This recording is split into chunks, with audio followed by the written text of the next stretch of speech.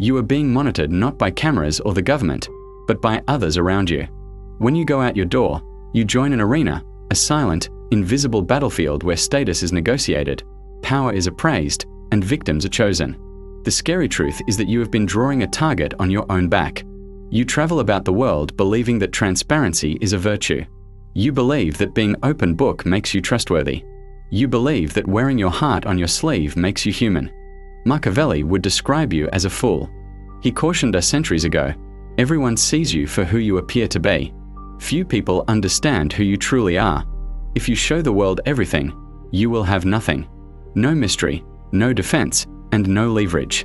Most people damage their own reputations not because they are awful people, but because they are careless. They leak. They spill their feelings, plans, and insecurities on the ground for others to trample. Today, we stop the hemorrhage. We are going to repair the scars in your public persona. By the end of this, you'll know why silence is the loudest sound in the room and how to walk through a chaotic environment like a ghost, untouchable, unreadable, and unquestionably strong. But first, you must accept that your need to be seen is precisely what is causing you to disappear. The ancient Stoics and Renaissance strategists agreed on one point. The intellect should be a stronghold. But a stronghold with its gates wide open is a disaster waiting to happen. We'll go over 9 particular habits that take away your power in public. You do some of these on a daily basis. Some of these you believe are positive attributes. They are not. They are indications of submission. Mastering this does not imply being a psychopath. It is about becoming sovereign. It's about distinguishing between a king and a court jester. One commands attention by withholding. The other demands for attention through performance. But be warned. When you quit performing these 9 things, people will regard you differently. They'll quit pitying you. They will cease using you, and they may even begin to fear you little. If you are not prepared for the solitude that comes with authority, turn it off. If you're ready to recover your privacy and authority, let's start. 1. Never expose your next move. The best drug in the modern world is not a chemical. It is validation. And the quickest hit comes from declaring your plans before carrying them out. I am going to start a business. I go to the gym 5 days per week. I am leaving him. You say these things to obtain the dopamine rush of accomplishment without actually performing the effort. However, Machiavelli recognized the tactical flaw here. When you divulge your plans, you give your adversaries and even envious friends the blueprint to ruin you. When you speak a goal into existence, you release the energy needed to attain it. You deceive your brain into feeling pleased, but you also alert the competitors. Conceal your motives, wrote Machiavelli's student, Robert Greene. People will be unable to build a defense if they are unaware of your intentions. They cannot obstruct you. Move silently. Allow your results to be the noise. The individual who goes for 6 months and reappears with a new empire, physique, and life possesses a scary power. There will be no announcements or watch this space, only execution. When you announce your plans, you are requesting permission. You want the tribe to nod and say, yes, that is good. Stop asking. A lion doesn't roar before stalking. It roars following the kill. If you want to be considered seriously, keep your mouth shut and your work ethic strong. Let them speculate. Allow people to chatter about what you might be doing. Their imagination will always create a much more stunning picture than your reality. The mystery of potential is your most valuable asset. Don't waste it on a cheap round of applause at a dinner party. Second, never complain about your issues. This is the most widespread shortcoming in human behavior. Complaining. I am very exhausted. My employer is an idiot. The economy is rigged. Pay close attention. Nobody cares. And those that care are frequently pleased that you are suffering because it makes them feel better about their own mediocrity. When you complain in public, you do 2 things. First, you admit that you've lost control. You are communicating that you are a victim of circumstance, like a leaf blown in the wind. Leaders don't complain. They can either change the situation or put up with it. There is no third option. Second, your negative attitude is a burden on others. You become an energy vampire. People may nod graciously. They may present a hollow "I apologize," but you are subconsciously repelling them. They classify you as low status. Machiavelli noticed that people are inherently repulsed by misery. They are drawn to strength, vitality, and success. If you walk around with your issues like a thick coat, don't be shocked if others cross the street to avoid you. This does not imply that you suppress your feelings until you explode. It means you make sensible decisions about your counsel. Talk to a therapist. Talk to a reliable mentor. Do not vent in public. Don't vent to your coworkers. To the outside world, you must appear to be in control. Even if your life is on fire, you should maintain a calm and collected demeanor in public. This is what the Italians term spretra, or stuttered carelessness, the skill of making the tough appear simple. If you are suffering, do so with dignity. There is deep respect for the man or woman who carries a huge load without buckling or shouting. Be the person who, when asked, "How are things?" simply smiles and responds, moving forward. Third, never lose your temper. Anger is an emotion. Aggression is a tool. There's a difference. When you lose your cool in public, such as screaming at a waiter, snapping at a partner, or participating in road rage, you are not demonstrating strength. You demonstrate that you are easily manipulated. If a stranger can take over your neurological system and convert you into a screaming child just by cutting you off in traffic, you are not free. You are a slave to your impulses. Machiavelli said that a prince should be feared, but not loathed. Nothing fosters contempt faster than a lack of emotional control. A guy who is unable to control himself cannot rule a kingdom. When you explode, you expose your triggers. You show the world exactly where your buttons are. A clever adversary will save that information and utilize it to destroy you later. They'll know precisely what to say to make you appear unstable, illogical, and dangerous. Silence is always scarier than screams. Imagine a supervisor who yells when he is irritated. Imagine a supervisor who goes silent, stares, and speaks in hushed tones. Which is more terrifying? The screamer is a clown. The silent one is a predator. Develop the chilly glare. Develop the pause. When you feel the wrath swelling in your chest, freeze. Don't speak. Don't act. Allow the other person to sit through your awkward quiet. They'll expect a fight. When you deny them the fight, they are left to fight on their own. They appear silly. You seem untouchable. Master your nervous system, or the world will do it for you. Fourth, never apologize when it is unnecessary. We live in a society of apologizing. We apologize for taking up space. We apologize for asking the question. We apologize for expressing an opinion. Sorry for bothering you. I'm sorry, but I think you should stop it. An apology constitutes an admission of guilt. It's a submission signal. When you apologize for things that are not your fault or merely exist, you lower your position in the hierarchy. You're telling the world, I'm beneath you. Please forgive me for being present. Machiavelli understood that a leader must appear infallible. While you are human and will make errors, you should save your apologies for when you have sincerely offended someone. If you are late, do not apologize. Say, thank you for waiting. If you have a different viewpoint, do not say, sorry to disagree. Say, I see it differently. Do you notice a shift? The first is an appeal for forgiveness. The second is a remark about reality. Over-apologizing makes you appear weak, hesitant, and vulnerable. It attracts predation. People tend to believe that they can blame you for anything because you are so willing to accept blame. Save your apologies for when they are meaningful. When you have actually broken a promise or caused injury, apologize once, sincerely, then make amends. Never do it again. However, in the day-to-day friction of life, hold firm. Take up your space. You don't need permission to exist. 5. Never divulge your financial condition, no matter how good or bad it looks. Money is the most delicate nerve in the human body. If you demonstrate that you are impoverished, the world will treat you with sympathy or obscurity.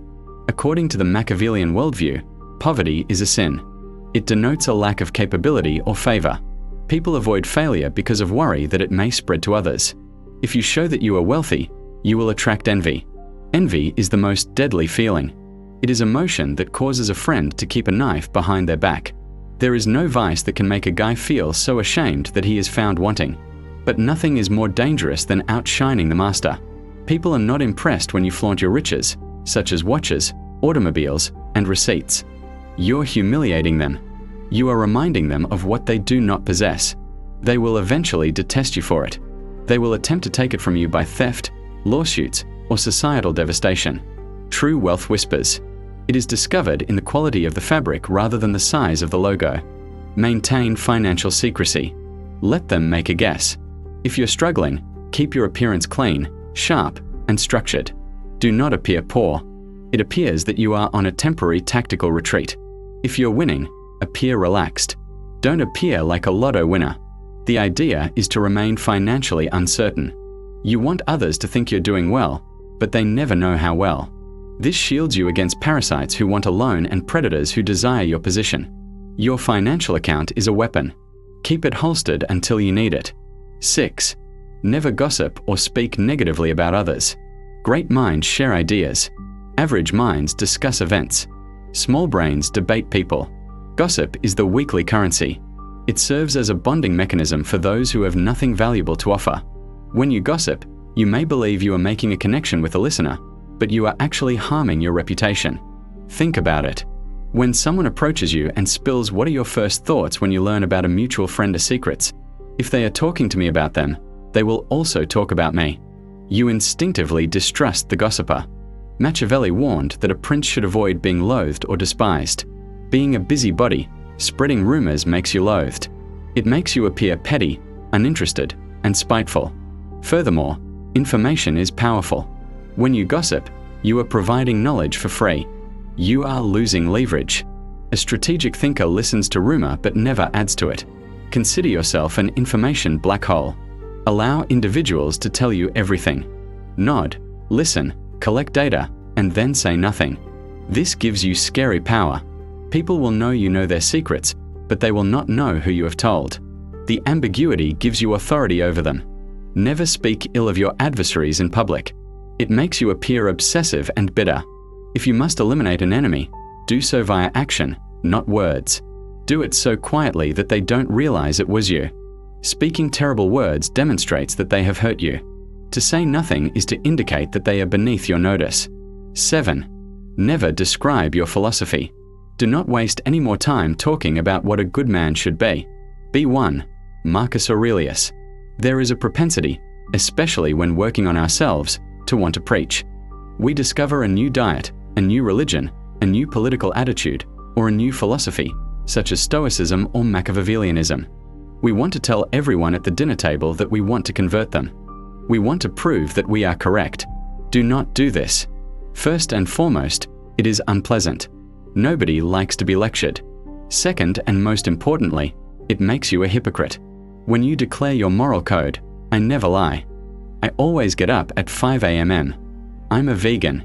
The world will watch you like a hawk, waiting for you to slip, which you will. When you do, they will point, laugh, and label you a fraud. By verbalizing your expectations, you set yourself up for disappointment. You give them a yardstick to beat you with. Machiavelli advocates appearing religious, dedicated, and humanitarian, but remaining flexible in fact. If you strictly announce your code, you will lose flexibility. Live your philosophy. Make it a reality. Allow people to inquire, why are you so calm? Why are you so disciplined? Then and only then do you allow them a glance.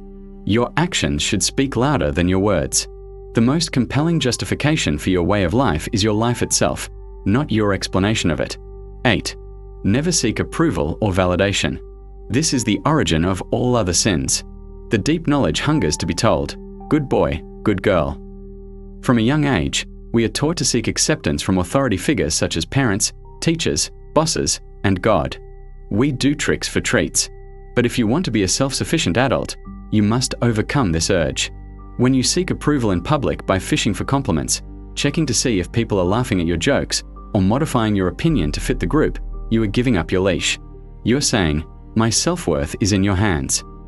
Please be gentle. Machiavelli understood that the prince must be self-contained. He listens to counsel, but he makes the final decision. He doesn't look to the court for authorization. When you stop trying to impress others, something unusual happens. They begin attempting to impress you. Validation is a dynamic between high and low status. The person participating in the conduct has a low social position. The person judging the behavior has high rank. When you beg for approval, you permanently assign yourself a lesser rank.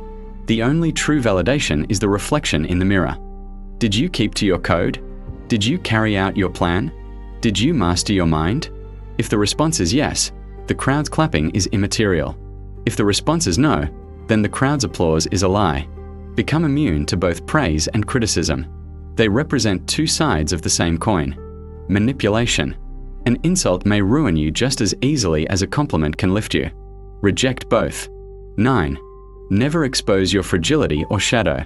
Modern psychology encourages people to be vulnerable, to disclose their trauma, and to cry in public. They call it bravery. Machiavelli would consider it suicide. There's a time and place for vulnerability. It is in the privacy of your own house, with those who have earned the right to glimpse your soul. It's not on social media. It's not in the boardroom. It is not their first date. The world is not a psychotherapy session. It's a hierarchy. When you bleed in the ocean, sharks show no empathy. They feel hungry. If you share your deepest vulnerabilities, previous traumas, and darkest fears with the public, you are giving them the blueprint to deconstruct you. You're telling them exactly what hurts. I have abandonment concerns. I'm insecure about my intelligence. You think you're bonding? The Machiavellian observer hears, if I want to control him, I simply threaten to leave. If I want to hurt her, all I need to do is make her feel stupid. You must integrate your shadow. Yes, you must confront your demons. Yes, but you do it in the dark. You accomplish this in the forge of your own spirit. When you step out into the light, you don the armor. This is not about faking it. It's about being protected. The king does not go among the peasants nude. He wears the crown and cloak not because he is superior, but to indicate order. If you want to lead and be respected, you must appear entire. You can't lead people out of the storm. If you're drowning in your own puddle, conceal your wounds till they're scarred. Then you may use the scar as a lesson, not the wound as a cry for aid. If you quit performing these 9 activities, you will feel a vacuum around you. You'll speak less. You'll moan less. You'll explain less. People will initially inquire, is everything okay? You're so quiet. They'll prod you. They will try to agitate you in order to revert to your old, reactive, and insecure self. They preferred the old you because it was easy to read and manipulate. Hold the line. You are creating gravity by being silent and not seeking validation. You are transforming into a powerful black hole. Removing these behaviors removes the handles that the environment uses to grip you. You become sleek and untouchable. You begin to observe more since you are not preoccupied with performance. You can finally see. You notice the strings on everyone else. You can see their fears, lies, and frantic desire for praise. And once you see the game, you are no longer able to play it. Machiavelli did not teach these things to turn you bad. He showed them how to make you effective. He wanted you to make it through the snake court alive. The world is noisy. Everyone is yelling, "Look at me." Validate and pity me. Be the person who stands still. Be the one who observes. Be the one that holds their cards close to their chest. However, this leads us to a frightening realization. Once you have sealed the leaks in your public image and stopped allowing the world access to your head, you will be left alone with your thoughts. And for most individuals, this is unsettling because when the cacophony ceases, internal voices begin. You've learned to protect yourself from the outer world. But how can you protect yourself against the evil within? How can you rule your own mental kingdom when the gates are closed and you are alone in the royal room? That is the true conflict, and that is what we will investigate next. Subscribe because a fortress is pointless if the ruler is insane.